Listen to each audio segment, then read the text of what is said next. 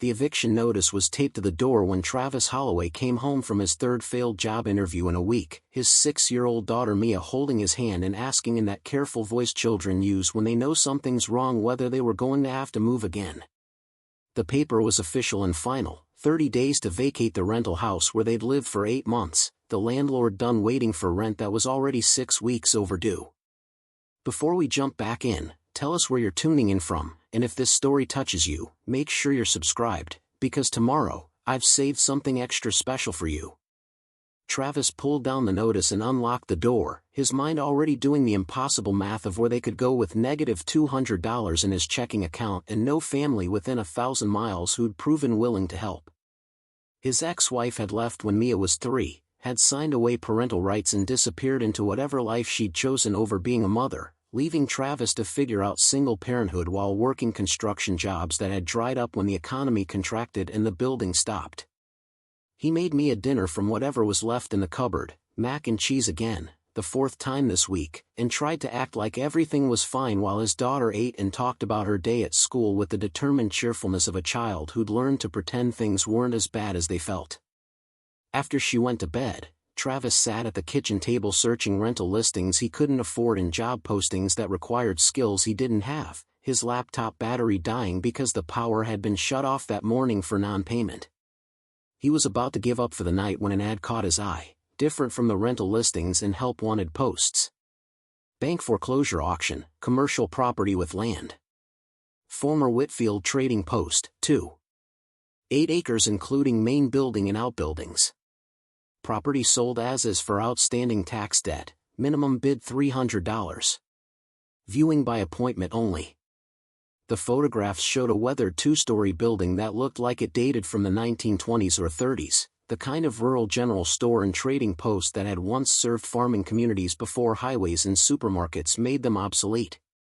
The structure was clearly abandoned, its windows dark, its parking area overgrown, but the bones looked solid despite the neglect. The listing noted the building was approximately 8,000 square feet across both floors, with an attached garage structure and storage sheds on the property. Travis studied the photos with the practiced eye of someone who'd worked construction for 15 years before the jobs disappeared. The building needed work but wasn't hopeless, could probably be converted into workshop space or storage units or maybe even residential lofts if someone had the time and money to invest. More importantly, it could be purchased for $300, which was exactly $100 less than he had in his emergency fund that was supposed to be untouchable but was about to become very touched. The auction was scheduled for the following afternoon at the county courthouse. Travis arranged for Mia to stay with their neighbor Mrs. Patterson, a retired teacher who'd been kind about watching her when Travis couldn't afford childcare, then drove to the courthouse with $400 in cash in the desperate calculation that owning something, anything, was better than being homeless in 30 days. The auction room held maybe a dozen people, most looking like professional investors or scrappers who made livings buying distressed properties and flipping them for profit. Travis sat in the back feeling out of place, aware that his worn jeans and faded work shirt marked him as someone who didn't belong in rooms where property changed hands. The auctioneer worked through several properties before reaching the Whitfield Trading Post, his voice taking on a dismissive tone when describing it. Former commercial building, approximately 8,000 square feet, built 1928 according to county records. Property seized for tax debt, sold as is with no warranties. Bank assessment values the structure as minimal salvage only, recommends demolition. Minimum bid $300. Travis raised his hand, his heart hammering. $300 from bidder 12. Do I hear $350? Silence filled the room. Travis could feel people glancing at him, could sense their assessment that he was either desperate or foolish to bid on property the bank had literally labeled as worthless junk. Going once at $300. The auctioneer paused. Going twice. Travis held his breath, waiting for someone to outbid him, to save him from his own desperation. Sold to bidder 12 for $300. At the clerk's window, Travis counted out $300 in 20s, then added $75 more for processing fees and transfer costs. The clerk, a woman named Dorothy who looked like she'd processed 1,000 of these transactions, slid the deed across the counter with an expression that suggested she thought he'd made a terrible mistake. "The Whitfield place," she said, not quite a question. "Yes, ma'am. Been empty since old Vernon Whitfield died back in 1998. His kids tried to sell it, couldn't find buyers, eventually just stopped paying taxes and let the county take it." Dorothy leaned forward slightly. "Bank sent assessors through about 5 years ago, said the building was structurally unsound, probably contaminated with asbestos and lead paint, not worth the cost of proper demolition. That's why it went for minimum bid." "Is it actually unsound? Or did the bank just not want to deal with it?" "Couldn't say. But Vernon Whitfield ran that trading post for 50 years, was meticulous about maintenance from what folks remember. Hard to believe it went from solid to condemned in 15 years of sitting empty." She tapped the deed. "You planning to demolish it or try to salvage?" "Haven't decided yet. Needed to own something, even if it's just a building the bank thinks is junk." Dorothy's expression softened slightly, recognition of desperation she'd probably encountered before. "Well, good luck with it. And be careful if you're going inside, empty buildings can be dangerous even when they look solid." Preparing and narrating this story took us a lot of time, so if you are enjoying it, subscribe to our channel, it means a lot to us. Now back to the story. Travis drove to the property with Mia the next morning, following county road that curved through farmland that had seen better decades. The Whitfield trading post sat at a crossroads that probably used to see traffic but was now just empty asphalt and overgrown ditches, its isolation explaining why it had been abandoned rather than repurposed. Up close, the building was larger than the photographs suggested. 2 stories of brick and timber construction, with large windows on the ground floor that would have displayed merchandise when the trading post was operational. The attached garage was a separate structure connected by a covered walkway, big enough to have serviced vehicles when Vernon Whitfield had run the place. Behind the main buildings, several storage sheds stood in various states of decay, their doors hanging open or missing entirely. "It's really big," Mia said, her small hand gripping Travis's as they approached the front entrance. "It is. Used to be a store where farmers could buy supplies and trade goods, back before there were supermarkets everywhere." The front door was secured with a padlock, but Travis had keys from the county clerk that turned smoothly despite years of disuse. The door opened with a groan of hinges that hadn't moved in decades, revealing a vast interior space that still held remnants of the trading post's former life. Wooden shelving units lined the walls, some still holding merchandise that had been left when the business closed, dusty cans of motor oil, boxes of rusted nails, faded seed packets from companies that probably didn't exist anymore. A long counter ran along one side, its surface marked by decades of transactions and casual conversations. The floor was wide plank oak, darkened with age and wear but remarkably intact despite the building's abandonment. Light filtered through the grimy windows, illuminating dust particles that danced in the air. The space smelled of old wood and stale air and faintly of the motor oil that had probably been a staple product when farmers maintained their own equipment. Despite the neglect, despite the emptiness, the building had dignity, the kind that came from having served its purpose well for decades before being discarded. Travis walked through the main floor while Mia stayed close, both of them processing what he'd purchased for $375. The building was solid, its walls straight, its ceiling intact, no obvious signs of the structural damage the bank's assessment had claimed. Either the assessors had been lazy or they'd had reasons for wanting the property to seem worthless. A staircase in the back led to the second floor, which had been divided into what looked like office space and storage areas. The rooms were empty except for old furniture and filing cabinets, their contents either removed when the business closed or taken by salvagers over the years. Windows on this level provided views of the surrounding farmland, of fields that stretched to distant tree lines, of a landscape that looked unchanged from how it might have appeared when the trading post was built in 1928. Travis was about to head back downstairs when he noticed something odd about one of the storage rooms. The dimensions didn't match what the exterior suggested they should be. The room was maybe 20 feet long, but based on the building's footprint, it should have been closer to 30.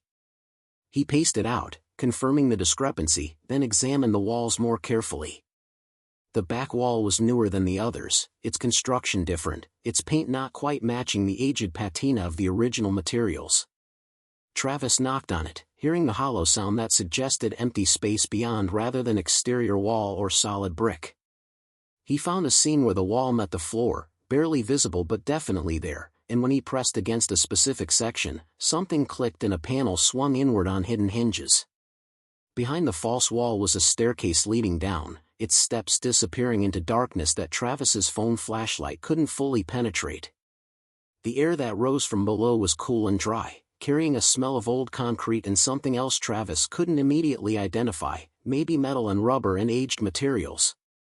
"Stay here," he told Mia, his voice carrying the automatic authority of a parent who needed compliance without questions. Travis descended carefully, testing each step before committing his weight, his phone's light revealing a space that made his breath catch. The hidden room beneath the trading post was enormous, maybe 40 feet long and 30 wide, with a ceiling high enough to stand upright. And filling that space, arranged in careful rows like exhibits in a museum, were motorcycles. Not just any motorcycles.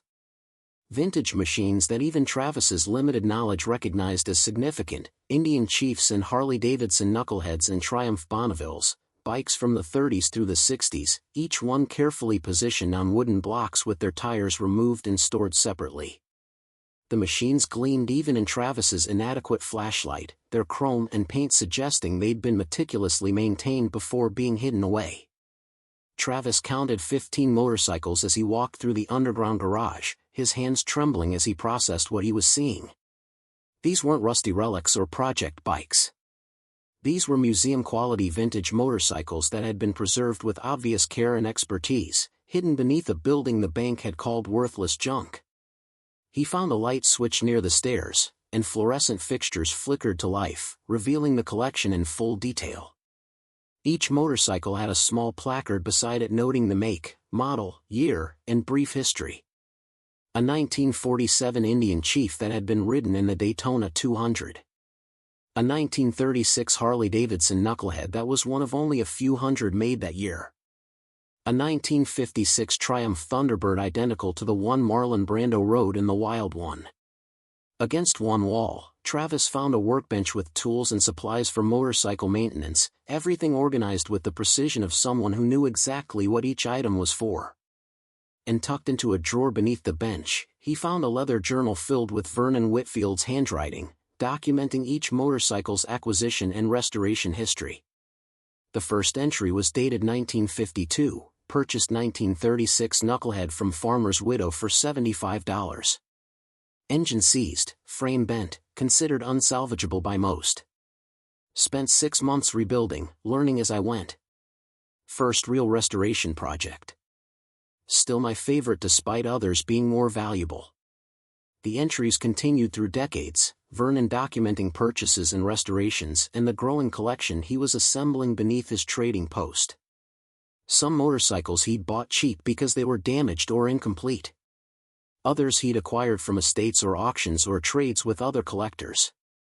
Every one had been brought to this hidden garage and restored with the kind of patience and attention to detail that transformed mechanical objects into art.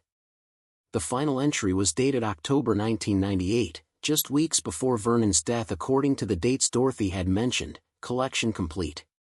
15 motorcycles spanning American and British manufacturing from 1936 to 1966. Probably worth significant money to the right buyers, but I built this collection for love of the machines and the craft of restoration, not for profit. Sealed the garage because my children have no interest in motorcycles, would sell them without understanding what they are. If someone finds this someday, I hope they appreciate what these machines represent, not just vehicles but examples of engineering and design from an era when things were built to be repaired and maintained rather than disposed of. Travis stood in the hidden garage holding Vernon Whitfield's journal, surrounded by 15 vintage motorcycles that the bank's assessors had never found because they'd never looked beyond surface inspection, trying to process the fact that he'd just purchased what might be a fortune for $375. He climbed back upstairs to find Mia waiting patiently, her face anxious. "Are you okay, Dad?" You were gone a long time. I'm okay, honey. Just found something unexpected. What kind of unexpected? Travis knelt to her eye level, choosing honesty because Mia deserved truth even when truth was complicated. The man who used to own this building, he collected old motorcycles. Really old ones, really special ones. He hid them in a secret garage under the floor, and I just found them. Mia's eyes widened. Like treasure? Maybe. I need to figure out what they're worth, whether they're actually valuable or just old. Travis paused. But yeah, kind of like treasure. That evening, after Mia was asleep in their apartment they'd have to vacate in 28 days, Travis researched vintage motorcycle values with growing disbelief. A 1936 Harley-Davidson Knucklehead in excellent condition could sell for $80,000. A 1947 Indian Chief for $60,000. A pristine 1956 Triumph Thunderbird for $40,000. The numbers varied depending on condition and provenance and market demand, but even conservative estimates suggested Vernon Whitfield's collection might be worth close to $1 million. Travis looked at photographs of the motorcycles he'd found, comparing them to auction listings and collector websites, trying to verify that what he'd discovered was actually as valuable as it seemed. The machines matched the descriptions of museum-quality examples, showed no obvious damage or poor restoration work, represented exactly the kind of vintage motorcycles that serious collectors paid premium prices to acquire. He was still researching when his phone rang, an unknown number that he almost didn't answer. The voice on the other end was cultured and enthusiastic, introducing himself as Richard Carmichael, owner of Carmichael Classics, a high-end motorcycle dealership specializing in vintage and antique machines. Mr. Holloway, I apologize for calling so late, but I heard through collector networks that Vernon Whitfield's property just sold at auction. I've been trying to locate his motorcycle collection for years, knew he had to have been hiding it somewhere. Did you by any chance find anything when you took possession? Travis felt his stomach tighten, warning bells going off about how this collector had gotten his name and number so quickly. What makes you think there's a collection to find? Vernon was legendary among serious collectors. He'd show up at auctions in the 60s and 70s, would buy bikes everyone else dismissed as parts machines or scrap metal, would disappear with them and nobody would see the motorcycles again. But he'd talk sometimes about his collection, about the machines he'd restored, about how he was building something significant. When he died and the property sat empty, several of us searched it looking for a hidden garage or storage area. We never found anything. Maybe because there was nothing to find. Carmichael laughed, a sound that held both amusement and calculation. Mr. Holloway, you bought that property for $300 at an auction where nobody else bid. That suggests you either saw something others missed or you're the luckiest man in the county. I'm betting on the former. He paused. I'd like to make you an offer. Sight unseen, based purely on Vernon's reputation and the quality of work I know he was capable of producing, I'll give you $800,000 cash for whatever collection you found. We can close the transaction within a week, money in your account before the month ends. $800,000. The number hit Travis like physical impact, representing more money than he'd earn in 20 years of construction work, enough to solve every financial problem he had and create security he'd never imagined possible. How did you get my name and number? Travis asked, buying time to think. County property transfers are public record. I've had alerts set for years watching for that property to change hands. As for your number, I have connections in the clerk's office who were helpful for a small fee. Carmichael's voice grew more earnest. Look, I know this must seem overwhelming. You bought a building you thought was worthless and found something valuable. I'm offering you life-changing money for motorcycles you didn't know existed yesterday. This is a good deal for both of us. You get cash, I get collection I've wanted for decades. I need time to think about it. Of course. But Mr. Holloway, understand that other collectors will learn about this soon. The vintage motorcycle world is small, and news travels fast. You'll get offers from people who'll try to lowball you or who'll question authenticity or who'll make this complicated. I'm offering clean, simple, immediate resolution. $800,000 cash for Vernon Whitfield's collection, whatever it contains. After Carmichael hung up, Travis sat in the dark apartment trying to process everything that had happened in less than 48 hours. He'd bought a building the bank called worthless junk. He'd found a hidden garage filled with vintage motorcycles that might be worth a fortune. A collector had somehow learned about the purchase within hours and was offering $800,000 for machines he hadn't even seen.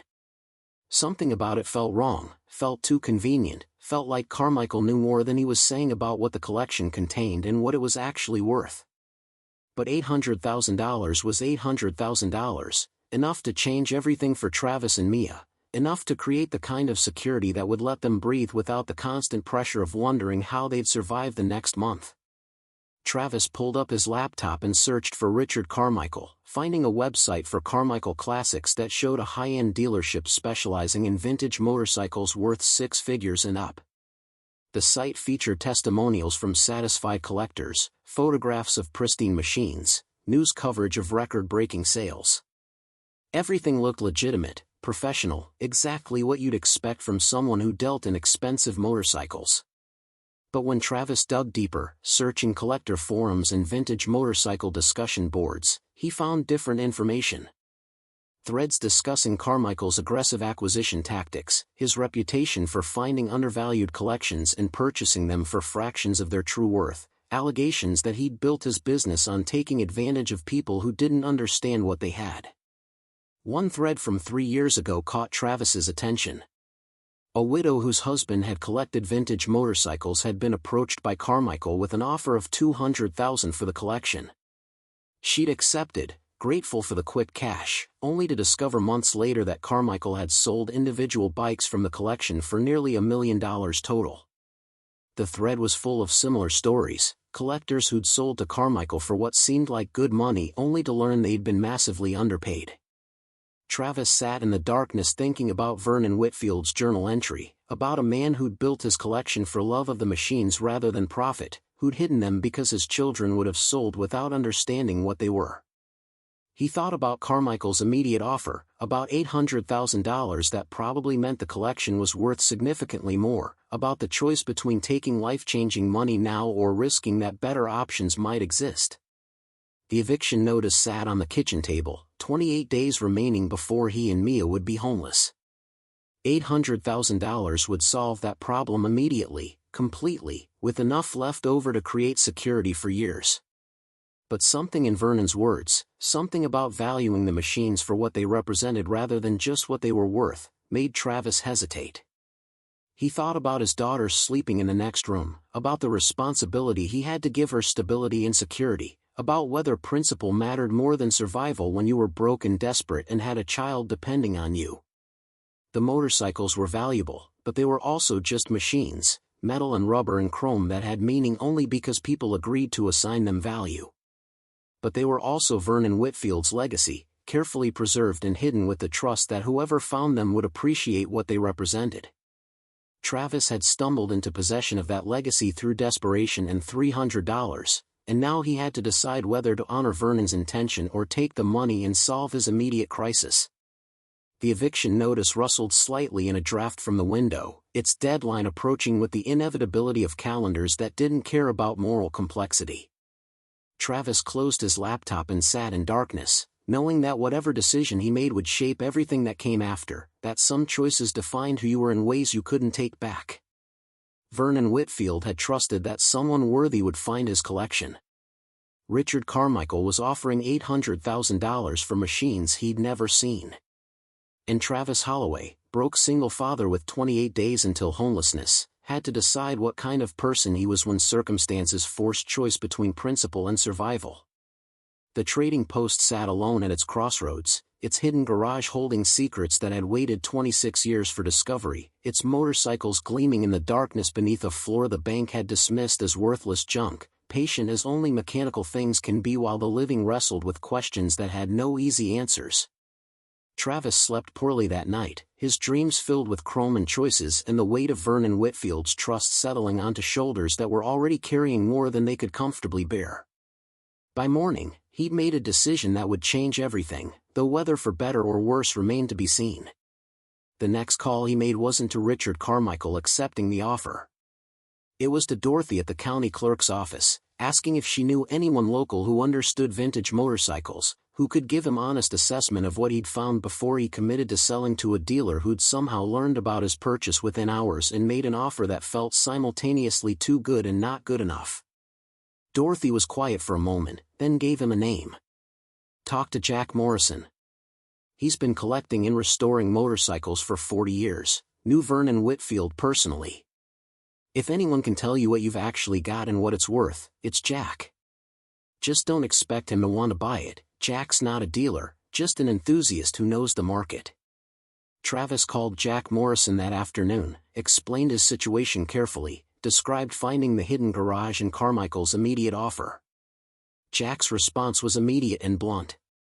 Don't sell to Richard Carmichael.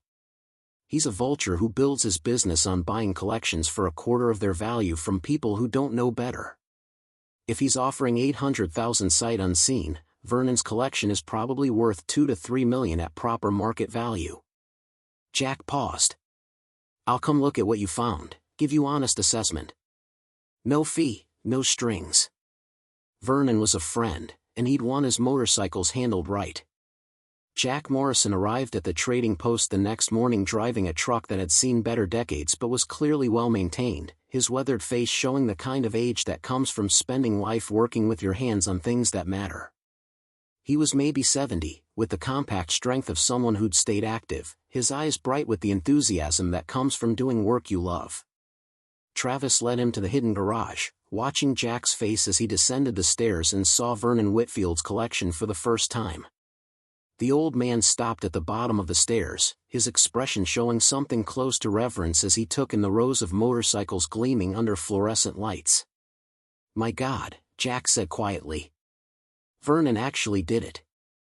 Built the collection he always talked about and hid it where nobody would find it until he was gone. He moved between the motorcycles slowly, examining each one with the kind of attention Travis recognized from craftsmen who understood quality. These aren't just valuable, son. These are museum pieces. Vernon documented everything? Travis handed him the leather journal, watching Jack read through entries that chronicled decades of patient restoration work. Jack's hands trembled slightly as he turned pages, his face showing emotion that suggested the journal meant more than just documentation. Vernon and I used to argue about hiding these machines, Jack said finally. I told him they deserved to be seen, to be ridden, to serve the purpose they were built for. He said the world didn't appreciate craftsmanship anymore, that his kids would sell them for quick cash without understanding what they were. Looks like he was right to hide them. Jack looked at Travis directly. Richard Carmichael called you already, didn't he? Offered $800,000. Said we could close within a week. Which tells you this collection's worth at least 3 times that, probably more. Carmichael's made his fortune buying from desperate people who need cash and don't have time to find proper buyers. Jack walked back through the motorcycles, his assessment professional and thorough. Based on current market and assuming these machines are as well preserved as they appear, you're looking at $2 to $3 million if sold properly. Individual sales through auction houses or to serious collectors who'll pay premium for documented provenance and museum quality. The number made Travis's knees weak. $2 to $3 million. Not the $800,000 Carmichael had offered, but real wealth that could transform his and Mia's lives completely, that could provide security beyond anything he'd imagined possible. But, Jack continued, his voice carrying warning, getting proper value requires time and expertise. You'd need to document everything, get professional appraisals, consign to reputable auction houses or find private buyers willing to pay market rates. That process takes months, sometimes years. And you need somewhere secure to store the collection while that's happening, which means maintaining this building and probably investing in serious security. Travis thought about the eviction notice, about 27 days remaining before he and Mia would be homeless. What if I don't have months? What if I need money now to keep a roof over my daughter's head? Jack's expression softened with understanding. Then you're in exactly the position Carmichael relies on. Desperate people who need cash immediately, who don't have the luxury of waiting for proper value. He'll give you enough to solve your crisis and pocket the difference. He paused. But there might be another option. Borrow against the collection's value, use that loan to stabilize your situation, then sell properly once you've got breathing room. Banks won't touch it because they don't understand the market, but private collectors sometimes will. You're suggesting I borrow from someone rather than sell? I'm suggesting you don't let desperation force you into accepting a quarter of what Vernon's collection is worth. These motorcycles waited 26 years to be found. They can wait a few more months to be sold right. Jack pulled out his phone. Let me make some calls. I know collectors who might be interested in either buying properly or providing bridge financing. Give me 48 hours before you commit to Carmichael. Travis agreed, knowing that 48 hours wouldn't change the eviction timeline but hoping that Jack's connections might provide options Carmichael's immediate offer didn't. After Jack left, Travis sat in the trading post's main floor looking at the building he'd bought for $300, at the structure banks had dismissed as worthless that had yielded a hidden garage worth millions, trying to process how quickly circumstances had shifted from desperate to complicated. His phone rang that evening, Carmichael's number showing on the screen. Travis let it go to voicemail, listening later to a message that carried subtle pressure beneath friendly professionalism. Mr. Holloway, just following up on our conversation. I know you're probably getting other opinions, talking to people who'll tell you to wait for perfect market conditions. But perfect is the enemy of good, and good money now beats great money someday that might never materialize. My offer stands through the end of the week. After that, I can't guarantee availability of funds or interest level. Call me. The message was calculated to create urgency, to suggest that waiting meant risking Carmichael's offer without guarantee of better options.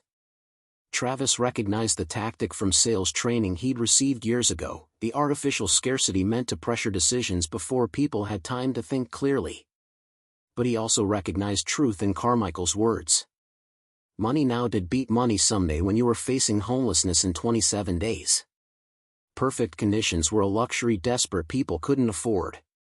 And taking $800,000, even if it was a quarter of true value, still represented life-changing wealth that would solve every immediate problem and create security beyond anything Travis had ever experienced.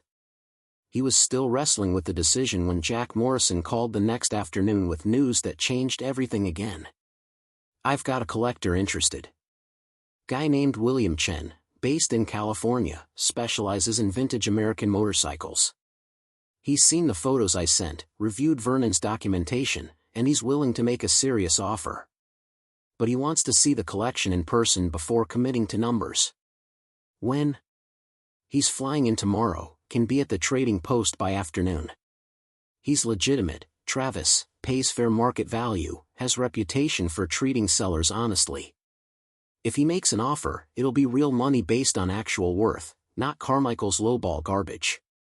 William Chen arrived the following afternoon in a rental car, a man in his 50s who moved with the careful attention of someone who understood the value of what he was examining. He spent 3 hours in the hidden garage, documenting each motorcycle, cross-referencing Vernon's journal against the actual machines, occasionally making notes or taking photographs with professional equipment. Finally, he climbed back upstairs to where Travis was waiting, his expression showing both appreciation and calculation. Vernon Whitfield was a master. These motorcycles aren't just well-preserved, they're better than original in many cases. He understood the machines deeply, improved them while maintaining authenticity, created exactly the kind of collection serious museums or private collectors dream about finding. What's it worth? Chen pulled out a tablet, showing Travis a detailed spreadsheet that broke down each motorcycle's estimated value based on recent auction results and private sales of comparable machines. The numbers were stunning, individual bikes worth anywhere from $40,000 to $200,000, the total coming to just over $2.4 million. That's proper market value if sold through reputable channels over time, Chen said. Individual sales or small lots at auction houses specializing in vintage motorcycles, with full documentation and provenance. Could take 6 months to a year to complete all sales at those prices. He paused. I'm prepared to offer you $1.8 million for the complete collection, sale completed within 30 days. That's below optimal value but significantly above what you'd get from dealers like Carmichael who prey on desperate sellers. $1.8 million. The number was so large Travis had trouble processing it as real money rather than abstract concept. More than double Carmichael's offer, enough to transform his and Mia's lives completely, enough to create generational security that would protect his daughter's future in ways he'd never imagined possible. Why would you pay nearly $2 million when you could wait and try to buy cheaper from someone more desperate? Travis asked. Chin smiled slightly. Because I'm a collector, not a vulture. I pay fair prices because I want sellers to feel good about transactions, because reputation matters in this community, because treating people honestly is more important than maximizing profit on every deal. He extended his hand. You've got until end of the week to decide. But know that my offer is legitimate, documented, and backed by funds that can transfer immediately once we sign paperwork. After Chin left, Travis sat alone in the trading post trying to reconcile the distance between Carmichael's $800,000 and Chen's $1.8 million, understanding now how dramatically he'd almost been cheated, how close he'd come to accepting an offer that would have cost him $1 million because he hadn't known enough to recognize manipulation. Vernon Whitfield had trusted that whoever found his collection would appreciate what it represented. Travis had found it through desperation in $300, had almost sold it for a quarter of its worth, and now stood at a decision point that would define not just his financial future but his daughter's understanding of how her father behaved when tested by circumstances. The eviction notice sat on the trading post's counter where Travis had brought it, 24 days remaining before he and Mia would be homeless. $1.8 million would solve that problem so completely it would cease to exist as a concept. But the money would come in 30 days, which meant finding temporary housing while the sale completed, meant navigating one more month of uncertainty before security arrived. Or he could call Carmichael, accept $800,000 that could close within a week, solve the housing crisis immediately with enough money left over to build comfortable lives even if it meant leaving $1 million on the table. Travis thought about Vernon Whitfield building his collection over decades, about the patience and craftsmanship the journal documented, about trust placed in whoever would eventually find what had been hidden. He thought about Mia learning what kind of man her father was by watching how he behaved when circumstances forced choice between immediate relief and doing things right. The motorcycles waited in their hidden garage, gleaming impatient, 26 years of preservation continuing while Travis wrestled with decisions that would shape everything that came after. The building stood solid despite banks calling it worthless, its oak floors holding secrets that had waited for someone thorough enough to find the false wall and brave enough to descend the stairs and honest enough to question offers that felt too easy. Travis pulled out his phone, his hand steady despite the weight of what he was about to do, and made the call that would change everything. The voice that answered was professional and eager, Richard Carmichael, ready to close a deal he probably thought was already won. But Travis's words weren't acceptance of the lowball offer. Mr. Carmichael, I appreciate your interest, but I'm going to pass on your $800,000. I've had the collection properly assessed, understand its actual value, and I'll be selling through channels that pay fair market rates. But thank you for helping me understand what I had. Your immediate offer made me realize I needed to do more research. Carmichael's silence on the other end spoke volumes, calculation shifting as he recognized his tactic had backfired, that the desperate seller he'd expected to manipulate had instead become informed. When he finally spoke, his voice carried edge beneath professional courtesy. You're making a mistake, Mr. Holloway. Market conditions change, buyers disappear, time kills deals. My offer was guaranteed money, your proper channels are hypothetical value that might never materialize. Maybe. But Vernon Whitfield spent decades building this collection with care and patience.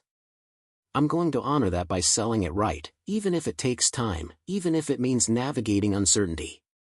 Travis paused. Thanks for the education, though. You taught me exactly what predatory looks like. After hanging up, Travis called William Chen and accepted the $1.8 million offer, knowing he was choosing delayed gratification over immediate relief, trusting that a collector who valued honesty would follow through where a dealer who'd tried to cheat him would have found ways to complicate. Chen's response was warm and professional. "You made the right choice. Vernon's collection deserves to be valued properly, and you deserve fair compensation for what you found. I'll have my attorney draw up purchase agreement. We'll complete due diligence over the next 2 weeks, transfer funds 30 days from signing. In the meantime, I can advance you $50,000 against the purchase as a show of good faith. That should help with immediate needs while we complete the transaction." $50,000. Not the $800,000 Carmichael had offered immediately, but enough to solve the housing crisis, enough to keep Travis and Mia stable while the proper sale completed, enough to prove that doing things right didn't mean abandoning practical needs for abstract principle. The advance arrived in Travis's account 3 days later, the most money he'd ever seen appear in his checking balance, representing security he'd never experienced. He paid the overdue rent immediately, negotiated with the landlord to continue the lease month to month, bought Mia winter clothes that actually fit and groceries that weren't just whatever was cheapest, felt the constant pressure of financial anxiety ease for the first time in months. But more importantly, he'd made a choice that honored Vernon Whitfield's legacy, that valued the motorcycles for what they represented rather than just what they were worth to desperate people, that taught Mia something about integrity when tested by circumstances that would have excused taking easier paths. The trading post stood at its crossroads, no longer worthless junk but valuable property that had yielded treasure to someone thorough enough to find it. The motorcycles waited in their hidden garage for William Chen's inspection and eventual purchase, patient as they'd been for 26 years, their value finally recognized by people who appreciated craftsmanship over quick profit. Travis had bought the building for $300 because banks called it worthless. He'd found a collection worth millions because Vernon Whitfield had trusted that eventually someone would care enough to look beyond surface assessment. And now Travis was learning that some inheritances came with obligations that transcended personal benefit, that doing right sometimes meant choosing delayed gratification over immediate relief, that the values you demonstrated when tested by desperation defined who you were more than the values you claimed when circumstances were comfortable. The eviction notice went in the trash, its deadline rendered irrelevant by $50,000 that bought time and security. The hidden garage held its secrets a little longer, waiting for Chen's final inspection and the completion of a sale that would honor Vernon's legacy while transforming Travis's life. And somewhere in the careful preservation of 15 motorcycles, in the journal entries documenting decades of patient restoration, in the trust that whoever found them would appreciate what they represented, Vernon Whitfield's faith in human nature was being rewarded by a broke single father who'd stumbled into wealth and chosen to handle it with the same care and attention Vernon had applied to the machines he'd spent a lifetime preserving. The land breathed, the building stood solid despite dismissal, the motorcycles gleamed in darkness beneath floors the bank had called worthless junk, patient as only mechanical things can be while the living learned that sometimes treasure came with responsibilities that mattered more than the wealth itself. The purchase agreement took 2 weeks to finalize, William Chen's attorneys being thorough about documentation and provenance and the legal transfer of title for motorcycles that had been hidden for 26 years. Chen himself made 3 more trips to the trading post, each time spending hours in the hidden garage examining the collection with the kind of attention Travis recognized from craftsmen who understood quality. On Chen's 3rd visit, he brought an associate, a woman named Sarah Lynn who ran a museum dedicated to American motorcycle history. She photographed each bike extensively, took detailed notes about Vernon's restoration work, asked if Travis would be willing to share Vernon's journal for the museum's archives once the sale completed. These motorcycles tell a story about American manufacturing and the culture around transportation, Sarah explained while documenting a 1947 Indian chief. But Vernon's journal tells an equally important story about preservation and craftsmanship, about someone who valued these machines enough to spend decades restoring them perfectly. That dedication deserves recognition alongside the motorcycles themselves. Travis agreed, understanding that Vernon's legacy wasn't just the collection but the story of how it was built, the patience and care documented in entries that spanned 46 years. The journal would go to the museum after the sale, where it would help people understand that value wasn't just monetary but cultural, historical, human in ways that transcended simple calculations of what things were worth. The month passed slowly, Travis working temporary construction jobs while waiting for the sale to complete, using Chen's $50,000 advance to create stability that made everything else feel less desperate.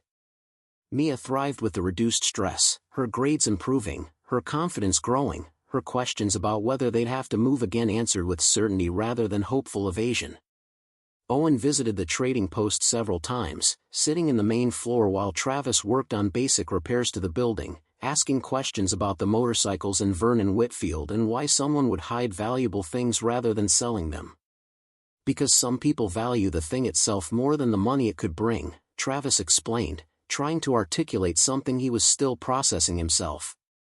Vernon loved those motorcycles, loved the work of restoring them, loved knowing they existed even if nobody else knew. The hiding was about protecting them from people who'd only see dollar signs instead of craftsmanship. But you're selling them, Mia pointed out with the clear logic of children. I am. Because I'm not a collector, don't have Vernon's knowledge to maintain them properly, need the money to give you a stable life. But I'm selling them to someone who'll value them right, who'll preserve Vernon's work, who'll make sure the collection ends up in museums where people can learn from it. Travis paused. Sometimes honoring something means recognizing when you're not the right person to keep it. The sale completed exactly 30 days after signing the purchase agreement, $1.8 million appearing in Travis's account with the kind of finality that made the number feel real rather than theoretical. Chen's team spent 2 days carefully loading the motorcycles onto specialized transport, each machine secured with the kind of attention that suggested they understood what they were handling. Vernon's journal went to Sarah Lynn's museum along with documentation of the collection's history, the story of how a rural trading post owner had assembled and hidden 15 museum-quality motorcycles becoming part of the historical record. The museum planned an exhibition featuring several of the motorcycles alongside Vernon's journal and photographs of the hidden garage, telling the complete story of preservation and craftsmanship and eventual discovery. Travis stood in the empty underground garage after the last motorcycle had been loaded, the space echoing without the machines that had filled it, their absence somehow louder than their presence had been. William Chen joined him, both men quiet with the weight of what had just been transferred. You could have taken Carmichael's offer, Chen said finally. $800,000 would have changed your life, solved your immediate crisis. You didn't have to wait for fair value. Vernon trusted that whoever found his collection would appreciate what it represented. Selling to Carmichael would have been betraying that trust for convenience. Travis looked at the empty garage. Besides, I wanted my daughter to see me do the right thing even when it was harder than the easy thing. That lesson's worth more than the extra $1 million you paid me. Chen smiled. Vernon would have liked you. He valued integrity more than profit too, which is why he hid these motorcycles instead of selling them when he could have used the money. He extended his hand. Thank you for being patient, for doing this right. The collection's going to end up in museums and with collectors who'll preserve Vernon's work for generations. That matters more than any single sale price. After Chen left, after the trucks had pulled away with their precious cargo, Travis walked through the trading post that he still owned, that he'd purchased for $300 and that had yielded $1.8 million through patience and the luck of finding a false wall. The building itself was still his, still solid despite bank assessments calling it worthless, still holding value beyond the motorcycles that had been hidden in its foundation. He could sell the trading post now, pocket another $100,000 or more depending on market conditions, convert Vernon's entire legacy into cash that would provide security for decades. Or he could keep it, transform it into something that honored both Vernon's craftsmanship and the trading post's history, create space that served purpose beyond profit. Travis thought about this over the following weeks, about what to do with unexpected wealth in a building that had given him more than he'd purchased, about the responsibility that came with inheriting not just property but legacy from a man who'd valued things beyond monetary worth. The answer came gradually, shaped by conversations with Mia and research into the trading post's history and understanding that sometimes treasure came with obligations that extended beyond personal benefit.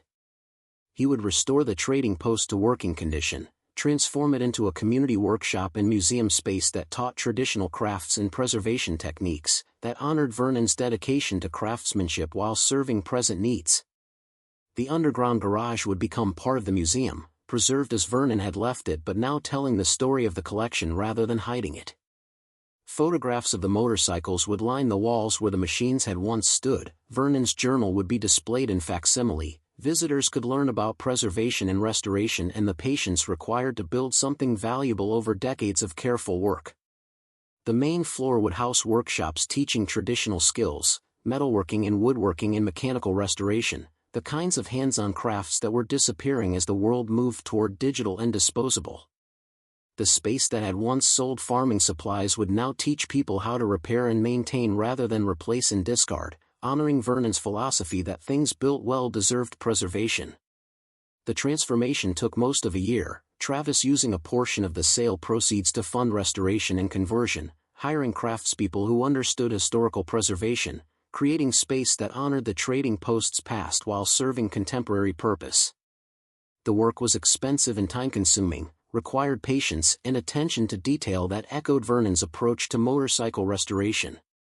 But it also created something meaningful, something that went beyond personal wealth to serve broader community needs, something that transformed Travis from someone who'd stumbled into treasure to someone who'd chosen to build legacy rather than simply consume windfall. Mia thrived during the restoration year, watching the trading post transform from abandoned building to active community space, learning from the craftspeople who worked on the project, developing her own interests in making and preserving rather than just consuming. She'd gone from a 6-year-old girl watching her father struggle with eviction to a 7-year-old who understood that some inheritances came with responsibilities, that wealth could be used to build rather than just to buy comfort. The grand opening happened on a warm Saturday in May, 2 years after Travis had purchased the trading post for $300 at an auction where nobody else had bid. The event drew hundreds of people, local residents curious about the building's transformation, collectors who'd heard about Vernon's motorcycles, students interested in learning traditional crafts, journalists documenting the story of hidden treasure and chosen legacy. Sarah Lynn spoke at the ceremony, standing in the underground garage that now served as museum space, photographs of Vernon's collection surrounding them. Vernon Whitfield built something remarkable through patience and skill and dedication to craftsmanship. Travis Holloway honored that legacy by choosing to sell properly rather than quickly, by using the proceeds to build something that serves community rather than just personal comfort. Together, they've created an example of how individual choices can shape collective benefit. Jack Morrison was there too, the old collector who'd saved Travis from Carmichael's predatory offer, his face showing satisfaction at seeing the trading post restored and serving purpose Vernon would have recognized. Vernon used to say that the best inheritance you could leave wasn't money but values, teaching people to appreciate quality in craftsmanship, to build things that mattered rather than just accumulating things that were expensive. This place embodies that philosophy. Travis stood in the restored trading post surrounded by people learning and creating and appreciating craft, his daughter beside him, the weight of unexpected wealth transformed into chosen purpose, the building banks had called worthless junk now serving as center for preserving knowledge Vernon had valued and for teaching skills the modern world was forgetting. The journey from eviction notice to this moment had been complicated and unexpected, shaped by desperation that led to auction bids and false walls that revealed hidden garages and choices between immediate relief and doing things right. Travis had stumbled into treasure, had been offered quick money that would have cheated him, had chosen patience that honored both Vernon's legacy and his own integrity.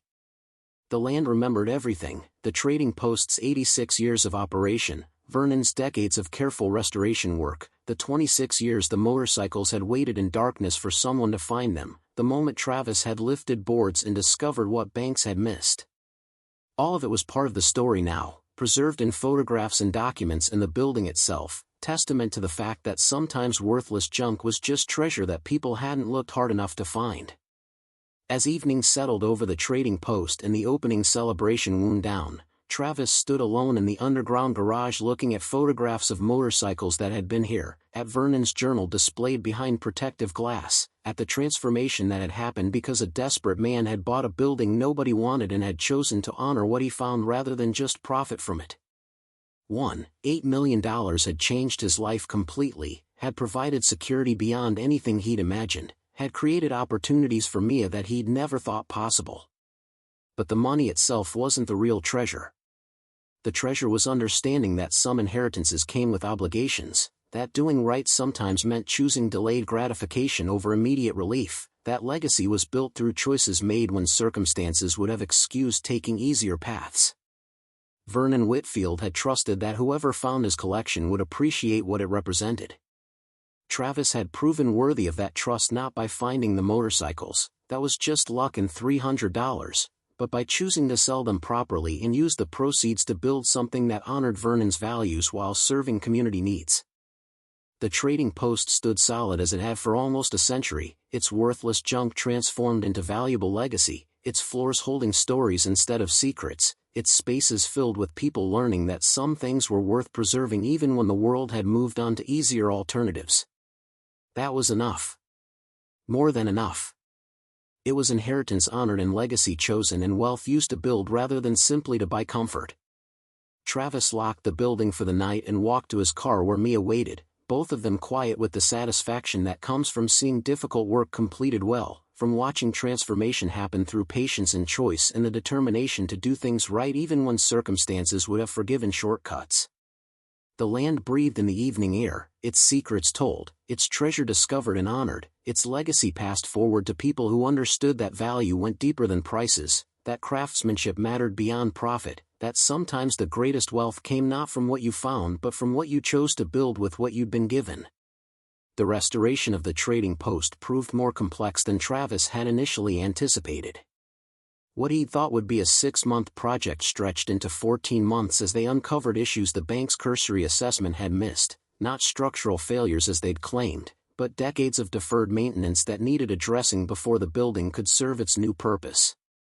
The electrical system dated from the 1950s, adequate for a rural trading post but insufficient for a modern workshop and museum. Travis hired an electrician named Marcus Webb who spent 3 weeks rewiring the entire building, his careful work revealing more about the structure's history. Behind walls, Marcus found old advertisements painted directly on the brick, promotional materials from the 1930s and 40s advertising products that no longer existed, ghost signs for fertilizer companies and tractor manufacturers that had been absorbed or dissolved decades ago. "This building's got layers," Marcus said one afternoon while carefully exposing a painted advertisement for Whitfield's trading post that had been covered when the interior walls were added in the 60s. "Every renovation left evidence, like rings in a tree. You're not just restoring a building, you're excavating history." Travis made the decision to preserve as much of that history as possible, even when it complicated the renovation. The ghost signs were documented and, where feasible, left exposed or protected behind glass. Old shelving units that had held merchandise were cleaned and repurposed to display Vernon's tools and documentation of the motorcycle collection. The oak floor that Travis had initially considered replacing was instead refinished, its wear patterns and stains telling stories about 86 years of use. The plumbing presented its own challenges. The building had never been connected to municipal water, had relied on a well that had been capped decades ago. Connecting to the county water system required permits and excavation and bureaucratic navigation that consumed weeks. Travis learned to work with inspectors and planning commissions, to advocate for historical preservation while meeting modern code requirements, to balance what was ideal with what was possible given budgets and regulations. Mia became a regular presence at the work site during after-school hours and weekends, her curiosity about the renovation process leading to impromptu education about construction and preservation.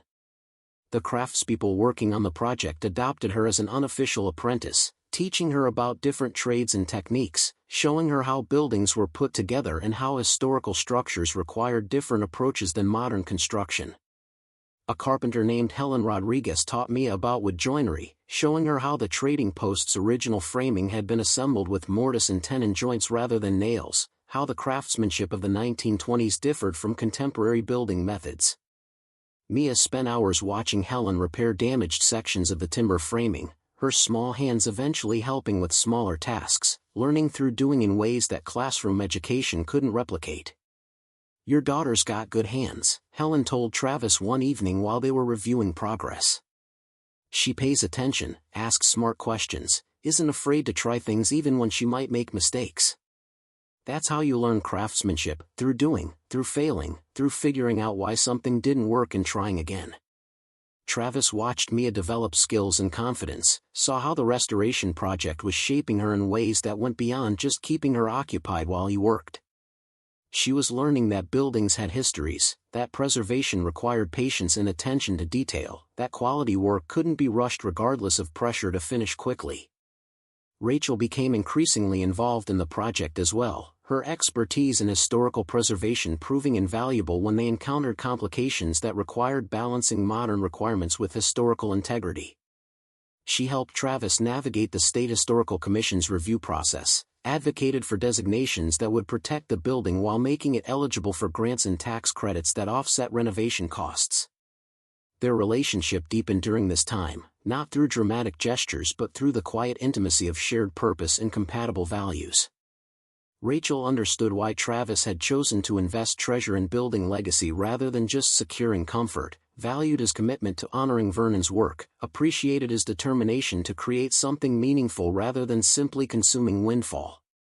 One evening after Mia had gone to bed, Rachel and Travis sat in the partially restored trading post's main floor, surrounded by construction materials and exposed infrastructure, discussing plans for the workshop programs they'd offer once renovation completed. "You could have taken the money and disappeared," Rachel said, her voice carrying something deeper than just observation. "Moved somewhere with lower cost of living, given Mia private schools and advantages, lived comfortably without ever working again. Why choose this instead? The complexity, the risk, the years of work?" Travis thought about this, trying to articulate motivations he was still processing. "Because Mia's watching how I handle unexpected wealth. If I'd just bought comfort, that would teach her that money's primary purpose is making your own life easier. Building this teaches her that wealth can be used to serve purposes beyond personal benefit, that sometimes the greatest inheritance is values rather than just financial security. But you're securing her financial future too. The workshop will generate income, the building itself has value, you've invested wisely with the remaining funds." True. But she's also learning that some things matter more than maximizing profit, that preservation and craft and community have value that can't be calculated purely in dollars. Travis gestured to the space around them. This building was called worthless junk by people who only looked at surface assessment. Vernon's motorcycles were hidden because his family would have sold them without understanding what they represented. "I don't want Mia to grow up seeing value only in what things are worth rather than what they mean." The conversation marked a shift in their relationship, an acknowledgement that they were building something together that extended beyond just dating or companionship. Rachel moved in officially 3 months later, her presence transforming their household from father-daughter survival into something more stable and complete, though she was careful never to position herself as replacing Mia's absent mother but rather as building something new and different. Mia adapted to Rachel's presence with the flexibility children show when additions to their lives are handled with care and honesty. Rachel didn't try to be her mother but became someone Mia could trust and learn from, someone who valued education and craft and thoughtful choices, someone who enhanced their family without demanding it be fundamentally different from what it had been. Travis watched his daughter heat metal and shape it through careful hammer work, saw how the forge had become space where she could create rather than just consume, where failure was teacher rather than punishment, where slow accumulation of skill produced results that felt meaningful beyond just finishing projects. "Would you want to apprentice properly when you're older?" Travis asked Mia one evening after forge time. "Learn blacksmithing seriously, make it more than just hobby?" Mia considered this with the thoughtfulness she applied to important questions. "Maybe. Or maybe carpentry like Helen does, or motorcycle work like Jack teaches. I like making things, like understanding how stuff is put together and how to fix it when it breaks. But I'm 9, I don't have to choose just one thing yet." "No, you don't. But it's good to see you developing skills and interests, finding purposes beyond just what you have to do for school." "Vernon found his purpose with motorcycles," Mia said. "You found yours with the trading post.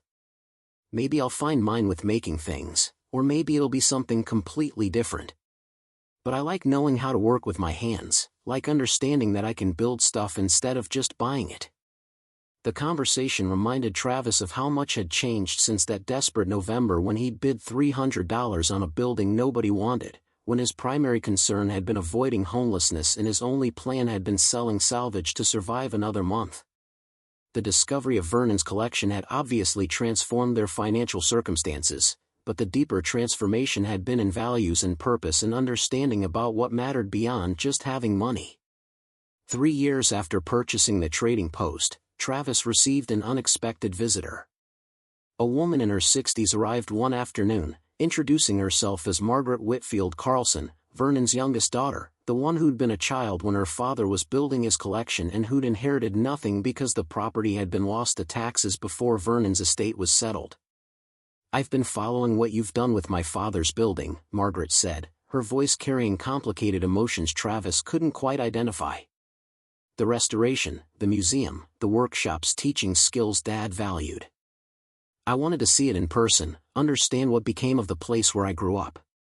Travis gave her a complete tour, watching her face as she moved through spaces she remembered from childhood but that had been transformed during the years of abandonment and subsequent renovation.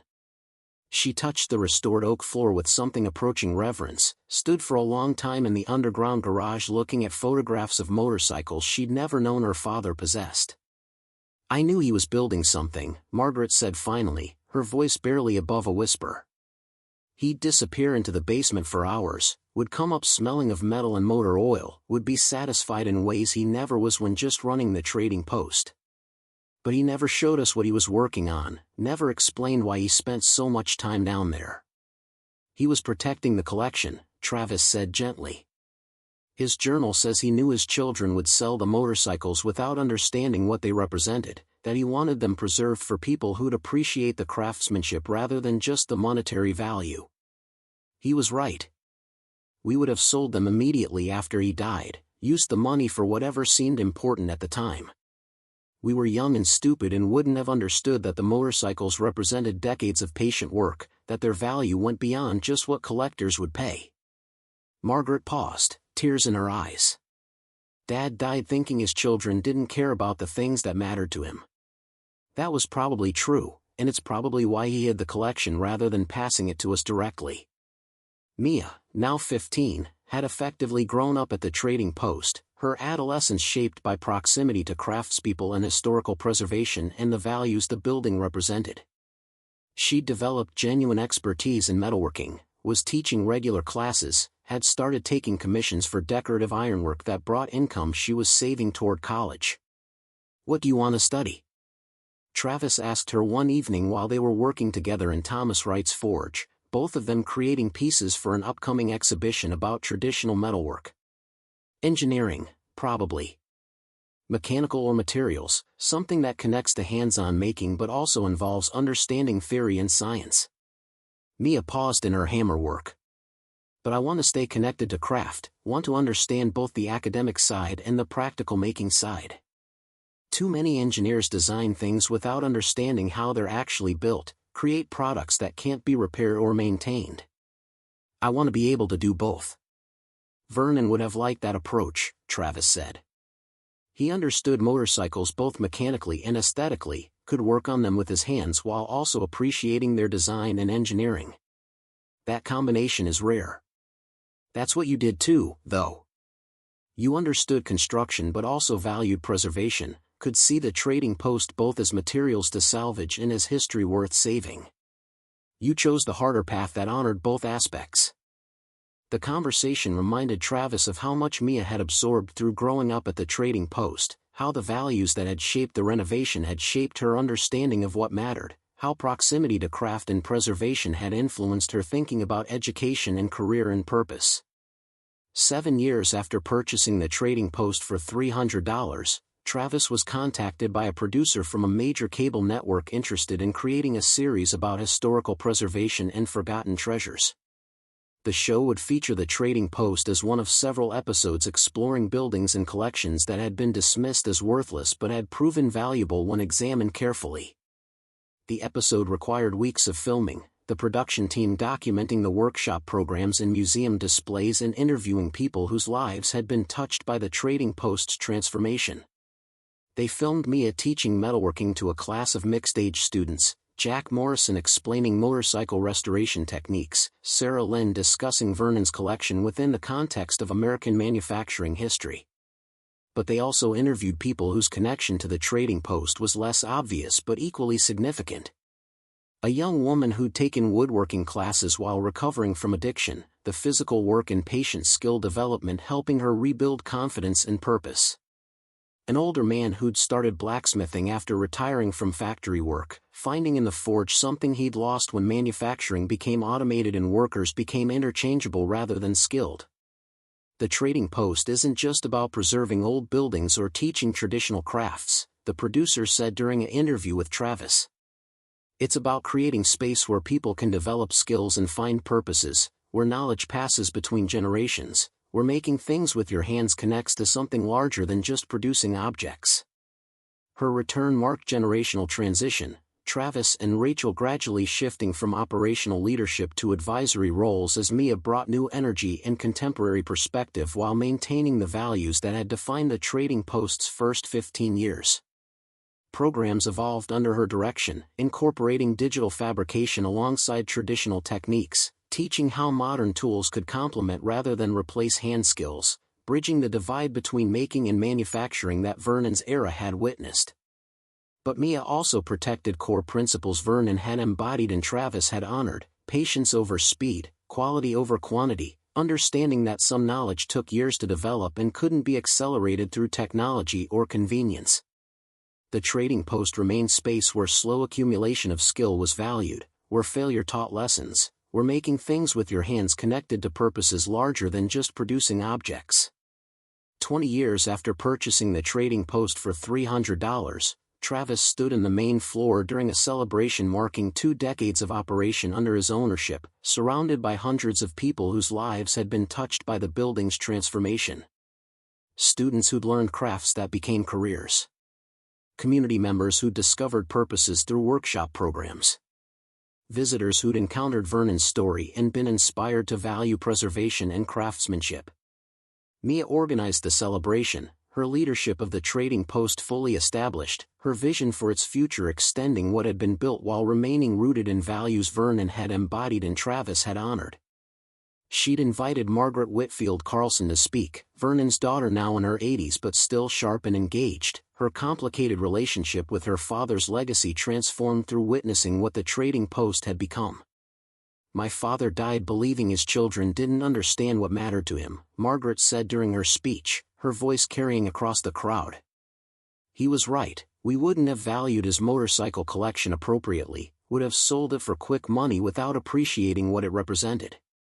So he hid it, trusting that eventually someone would find and honor his work." She paused, looking at Travis. That trust was rewarded by a man who needed money desperately but chose to sell properly and build something meaningful rather than just solving his immediate crisis. "The trading post honors my father's legacy better than his actual children could have, teaches values he embodied, preserves knowledge he cared about. That's the inheritance that actually matters." After Margaret finished speaking, William Chin addressed the crowd, his ownership of Vernon's collection creating ongoing connection between the motorcycles and the building where they'd been discovered. "Vernon's bikes are in museums now, teaching millions of people about American manufacturing and restoration craft. But their home will always be here, in the building where Vernon assembled them, in the community that values what they represented." The trading post keeps that connection alive, ensures Vernon's story continues serving purposes he never imagined but would have appreciated. As evening settled and the celebration wound down, Travis walked through the trading post with Mia and Rachel, 3 people who'd become family through shared commitment to building something meaningful, their lives intertwined with the building that had brought them together and the legacy they'd chosen to honor. "Vernon trusted that someone worthy would find his collection," Travis said, standing in the underground garage where photographs documented what had been discovered 20 years earlier. "I found it through desperation and $300, not through any particular virtue or worthiness. But the test wasn't finding it, that was just luck. The test was what I chose to do after finding it, whether I honored Vernon's trust or just took the money." "You chose right," Mia said simply. "Chose to build rather than just consume, To create legacy rather than secure comfort, to teach me through your actions that some things matter more than financial benefit. That was the inheritance I needed, even if I didn't know it when I was 6 years old watching you struggle with eviction notices. They stood together in the space that had been hidden for 26 years, that had yielded treasure to someone desperate enough to look carefully, that had been transformed from secret garage into public museum telling stories about patience and craft and the values that survived through teaching rather than being buried with their practitioners. The building breathed in the evening air, its worthless junk transformed into valuable legacy, its floors holding stories instead of secrets, its spaces filled with purposes Vernon would have recognized even if the specific activities had evolved beyond what he'd imagined. The trading post stood as proof that sometimes the greatest treasure wasn't what you found but what you chose to build with what you'd been given. That legacy was created through choices made when circumstances would have excused taking easier paths, that honoring trust mattered more than maximizing profit. Above, stars appeared in patterns that had looked down on this land before the trading post was built, before Vernon assembled his collection, before Travis bid $300 at an auction nobody else cared about, before any of the human struggles that had shaped this place and the people connected to it. Those stars would continue after everyone currently alive was gone, witnessing the slow work of buildings serving purposes and knowledge passing between generations and values surviving through dedication to teaching what mattered. Travis stood at the crossroads where the trading post had served its community for nearly a century, his life transformed by a desperate gamble that had revealed hidden treasure, his legacy built through choosing to honor that discovery rather than just profit from it. The building that banks had called worthless had proven valuable beyond monetary calculation, had yielded lessons about integrity and patience and the purposes that mattered beyond just accumulating wealth. That was enough. More than enough. It was inheritance honored and legacy chosen and treasure used to build rather than simply to buy comfort, proof that sometimes stumbling into fortune mattered less than what you chose to do when desperation met opportunity and the easy path diverged from the right one. The land remembered everything, held every secret and every story, gave up its buried things when the right person looked carefully enough and cared deeply enough to honor what they found. The trading post stood solid, its legacy preserved and extended, its future secured through values passed forward from Vernon to Travis to Mia to generations yet unborn who would learn that some things were worth preserving even when the world had moved on to easier alternatives. Up next, you've got 2 more standout stories right on your screen. If this one hit the mark, you won't want to pass these up. Just click and check them out. And don't forget to subscribe and turn on the notification bell so you don't miss any upload from us.